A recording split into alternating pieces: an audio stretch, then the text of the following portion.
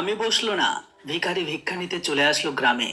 এই কথা বা কাহানিটিকে অবশ্যই আপনারা কম বেশি শুনেছেন, কিন্তু আজকে আমি আপনাদের একটি নতুন কথা শোনাবো। যে গ্রামে তৈরি হলো না, শত্রু চলে এসেছে কান্না করতে।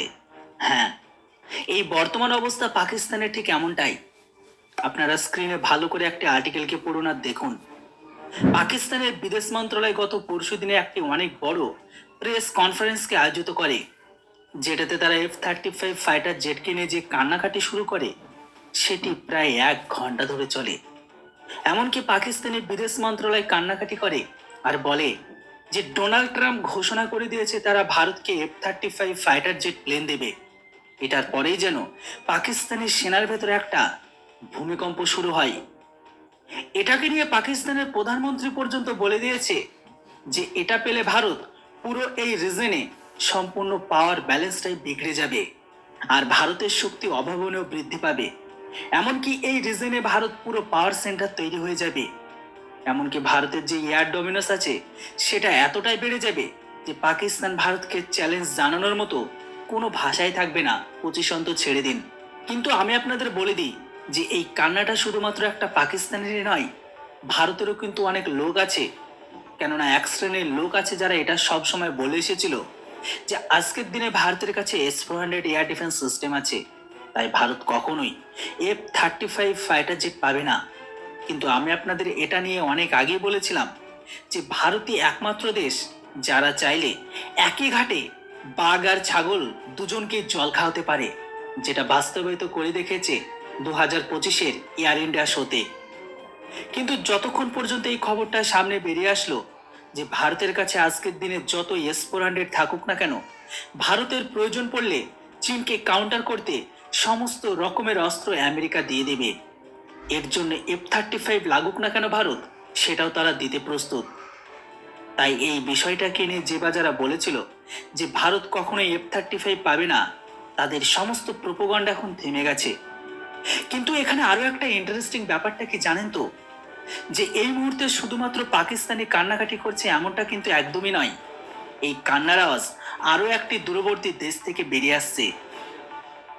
আপনারা ভালো করে স্ক্রিনে একটু দেখুন।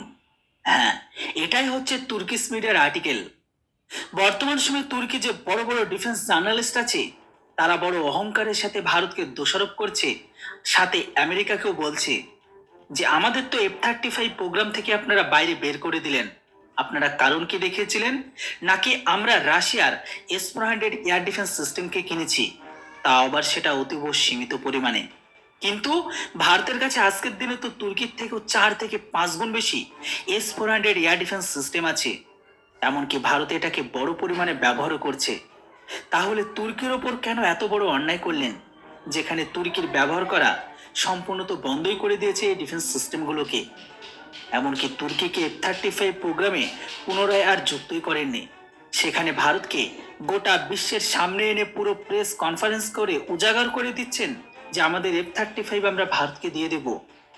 যেখানে আজকের দিনে ভারত F-35 কখনোই আমেরিকার কাছে চাইনি আর বলেওনি, যেখানে ট্রাম্প প্রকাশ্যে অফার দিচ্ছে ভারতকে। তো বন্ধুরা, এতক্ষণে খবর শুনে আপনাদের অনেকের মনে একটা প্রশ্ন আসতেই পারে, যেখানে পাকিস্তান তুর্কি কেন কান্নাকাটি করছে, যেখানে পাকিস্তানের কাছে তুর্কির কান ফাইটার জেট আসবে। এমনকি চীন যারা নামের যে 35 ফিফথ জেনারেশনের ফাইটার জেটকে বানিয়েছে সেখান থেকেও তো ফাইটার জেট আসবে পাকিস্তানে।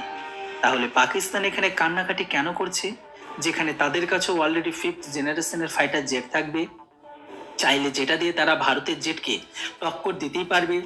তো বন্ধুরা দেখুন, এর সহজ আর শহর অ্যান্সার হচ্ছে একদমই পারবে না পাকিস্তান। দেখুন বন্ধুরা, কেন পারবে না?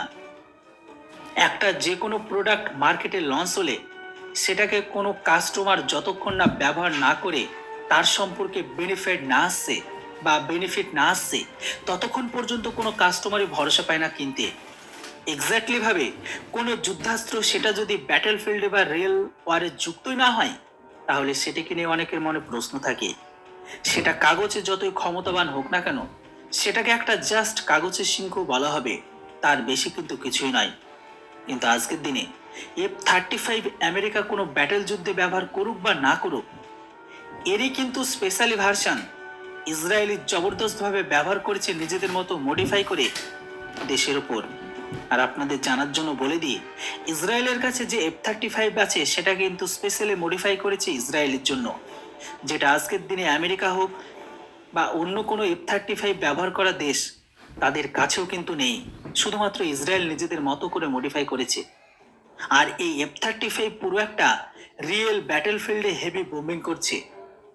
বর্তমান সময়ে ইসরায়েল এই F-35 দিয়ে তিনটি দেশের খেলাফকে ব্যবহার করে যুদ্ধকে পর্যন্ত লড়েছে, এমনকি করছে। এমনকি এই F-35 দিয়ে ইসরায়েল ইরানের S-300 এয়ার ডিফেন্স সিস্টেমকে ধ্বংস করে চলে এসেছে। তবুও ইরান এটার সম্পর্কে জানতে পারেনি বা এটাকে ধ্বংস করতে পারেনি। আর অপরদিকে আপনারাও জানেন যে ইসরায়েল ভারতের ভালো বন্ধু, সেক্ষেত্রে ইসরায়েল তাদের স্পেশাল মডিফাই বা সেই সম্পর্কে জানকারি ভারতকে দিয়ে দিতেই পারে। আর যেখানে ইসরায়েলের টেকনোলজি থাকবে সেখানে বিশ্বের কোনো ডিফেন্স সিস্টেম সেটাকে থামানোর মতো ক্ষমতা খুব কমে আছে। তো আমেরিকা ইসরায়েলের টেকনোলজির কাছে চীন যতই বড় বড় দাবি রাখুক না কেন, আজও তারা বাচ্চা। আর এটা তো আজকের দিনে একটা বাচ্চাও জানি যে চীনের মাল শুধুমাত্র অন পেপারে ক্ষমতাশালী, এখনো পর্যন্ত কোনো রিয়েল ব্যাটেলফিল্ডে অংশগ্রহণই করেনি কোনো যুদ্ধাস্ত্র। তাই চীনের মাল দিয়ে F-35কে থামানো একদমই অসম্ভব ব্যাপার। আর আশা করি আপনারা এবার বুঝতে পেরেছেন যে চীন, পাকিস্তান, তুর্কি কেন কান্না করতে শুরু করে দিয়েছে। ওদের ভয় এখন একটাই আছে যে ট্রাম্পের অফার যদি ভারত অ্যাকসেপ্ট করেই নেয়, আর যদি কিছু সংখ্যায় F-35কে ভারত কিনেই নেয়, তাহলে এই সমস্ত দেশগুলোর পিছনে ওয়াট লাগা থেকে কেউ থামাতেই পারবে না। তো বন্ধুরা, এই মুহূর্তে পাকিস্তান, তুর্কির কান্নাকে নিয়ে আপনাদের কি মতামত সেটা অবশ্যই কমেন্ট বক্সে লিখে জানান। আর হ্যাঁ, ভিডিও আর ইনফরমেশন যদি ভালো লেগে থাকে তাহলে অবশ্যই চ্যানেলটিকে সাবস্ক্রাইব করুন, কেননা আপনার ছোট্ট একটি লাইক, কমেন্ট আর সাবস্ক্রাইব আমাকে ইন্সপায়ার করে এরকম টাইপের ইনফরমেটিভ ভিডিও আপনাদের সামনে তুলে ধরার জন্য। আর এতটাও চিন্তা করার কোনো কারণ নেই, হয়তো খুব তাড়াতাড়ি আমাদের জন্য একটা বড় সুখবর বেরিয়ে আসতে চলেছে, যেমনটা রাফেলকে নিয়ে শুনেছিলেন হয়তো হতেও পারে, বা কোনো একদিন আপনাদের নিউজ বানিয়ে দিয়ে দেব যে ভারত ফাইনালি আমেরিকার থেকে F-35কে কিনে নিল। যাই হোক, পুরো বিষয়টির উপর আপনাদের মূল্যবান মতামত লিখতে কিন্তু কেউ বলবেন না। Thanks for watching. জয় হিন্দ, বন্দে মাতরম।